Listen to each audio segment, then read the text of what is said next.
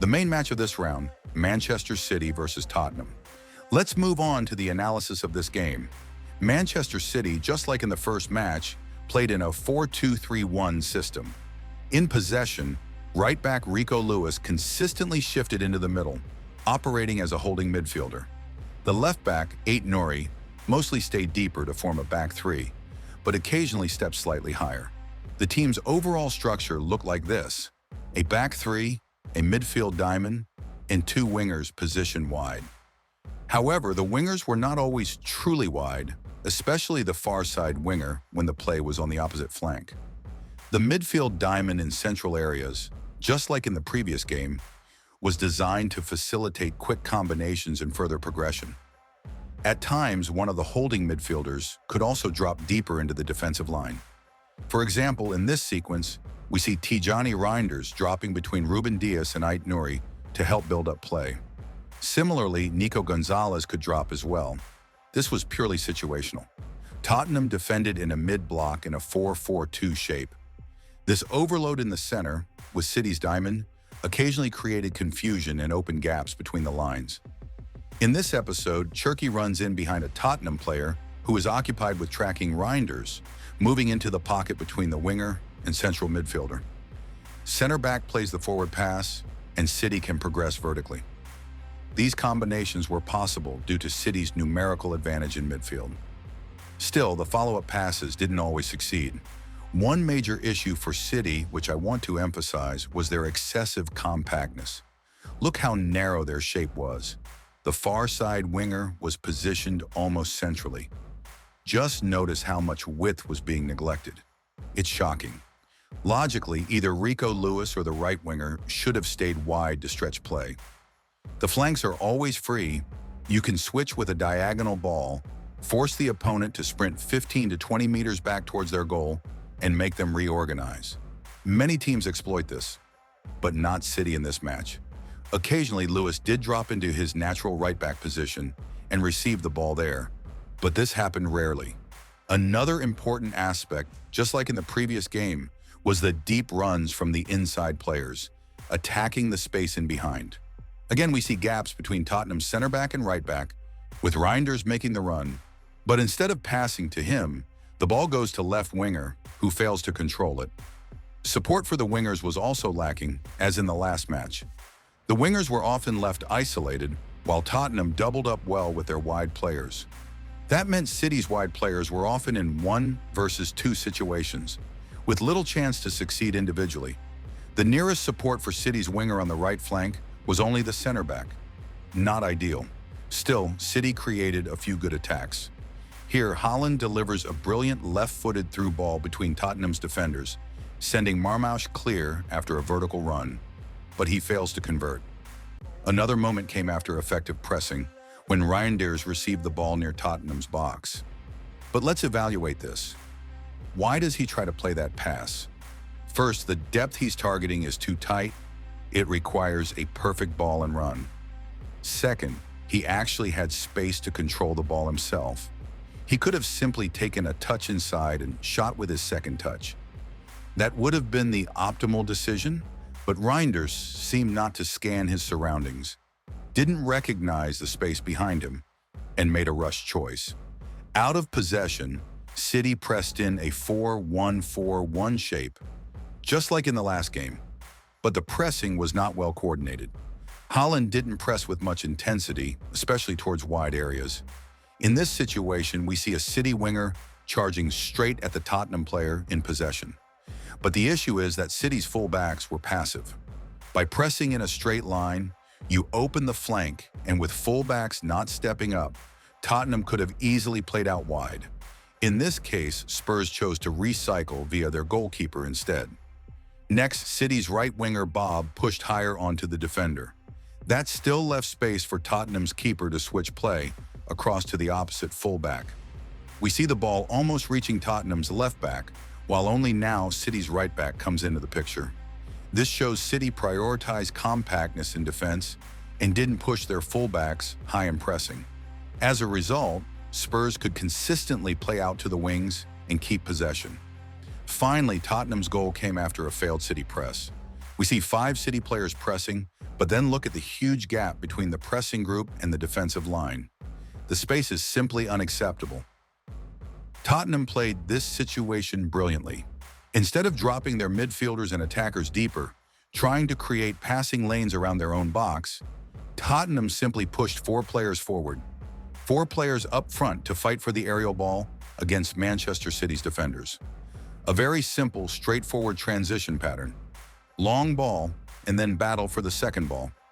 First, we see Kudus winning the aerial duel. That's the first key point.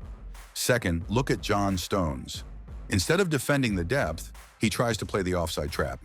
He fails, the ball goes through to Richarlison, and Richarlison squares it to his teammate inside the box, who calmly finishes. A perfect escape from City's pressing, punished by a naive offside attempt. Score 0-1. As for their mid-block, Manchester City also played 4-1-4-1 with a very high defensive line, something they could have been heavily punished for. But the decisive factor of the match was Tottenham's pressing. It practically determined the outcome. Spurs pressed with incredible aggression, playing man-to-man across the pitch. It was both bold and extremely effective. City's players were constantly under pressure. They couldn't receive the ball comfortably, they couldn't combine freely, and they couldn't progress from defense to attack through short passing, the very thing they've been trained to do under Guardiola for years. We see one sequence where they press Reinders, almost forcing him into a turnover right inside his own box. And I simply don't understand City's approach here. Their build-up against man-to-man pressing looked completely unchanged. Look, this is the end of the first half, and they are still building the same diamond structure in midfield. But what is the point of this diamond if the opponent presses man-to-man? You can put 5-6 players in that holding zone. It won't matter. You won't gain any advantage. Unlike a midfield diamond against a 4-4-2 block, here it doesn't provide superiority. Worse, City removed their players from wide areas entirely. That means 2 fewer passing options. One fullback is tucked into midfield, the other is positioned extremely high. So high that Ait Nouri doesn't even appear in this frame. With this setup and City's insistence on playing short, the only logical passing option is a direct ball into midfield. Tottenham read this perfectly. They knew City had just one viable route out, and they simply trapped them on the first touch. Nico Gonzalez is pressed immediately upon receiving the ball, turnover which lead to goal. Tottenham, however, also made mistakes in their build-up in the second half. In one moment, City pressed high, Haaland sprinting at the goalkeeper Vicario, while none of Spurs' holding midfielders offered themselves. No one provided an option. With no choices, Vicario played the ball into a defender, but poorly. But even so, we can clearly see in the frame that Tottenham's left back was completely free. City's right back was nowhere near. Vicario could have simply played out wide, but he didn't, and it nearly cost them a goal.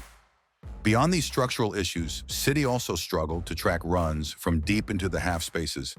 In this sequence, Tottenham's number 6 receives the ball out wide, and we see a 3 versus 3 situation inside the box. 3 Spurs attackers versus 3 City defenders. But notice this. At some point, none of City's defenders seem to be checking their direct opponents. 3 City players drop toward goal to defend the 6-yard box, while 3 Spurs attackers arrive late, unmarked, into the box. This raises questions, especially for City's holding midfielders. Why didn't they track back? Why was no one from midfield like Reinders covering the edge of the box? I can't directly blame defenders like Ruben Dias, Stones, or Rico Lewis, because their priority is to protect the goalmouth. And they did. But it's a worrying signal. City left the second wave of Spurs runners free in their own penalty area. And one last aspect, communication and goalkeeper performance. I want to highlight Trafford, City's goalkeeper, who in my opinion played with a lot of uncertainty. The first moment I want to highlight today comes in the 11th minute. We see the ball flying into the penalty area, and Trafford makes the initial movement as if he is going to come out for it. At the same time, Rico Lewis sees that his goalkeeper is about to step forward, so he turns his head back. But then Trafford decides not to come, takes a couple of steps backward, and at that very moment, Richarlison triggers the press, As a result, Lewis has no passing option. Trafford is already too deep to be first to the ball, and Richarlison is closing him down. Lewis plays the ball back, and Trafford almost loses possession right in front of goal. For me, it's completely unclear why Trafford stopped his run. The only option Lewis realistically had was to pass back, whereas Trafford had more options since he was facing the field. First, he should have positioned himself higher in the first place, to sweep behind City's high defensive line. That's mistake number one. The next key episode comes in the 39th minute. I have huge questions for Ruben Dias here. From that distance, he tries to head the ball back to Trafford. I can't say for sure whether it was intentional or whether contact with Kudus forced the mistake. But if Dias really tried to play that header back from such a range, it's a mistake. After that, the whole sequence is controversial. Trafford seems to touch the ball with his arm outside the box and also collides with Kudus. He certainly didn't play the ball cleanly. Very debatable moment. Next, in the 73rd minute, there's another dangerous situation. Yes, the Tottenham player was in an offside position, but let's ignore that for a second. Look at the distance between the Spurs forward and the goalkeeper. Again, Trafford is positioned far too deep inside his goal, which provides no coverage for City's high defensive line.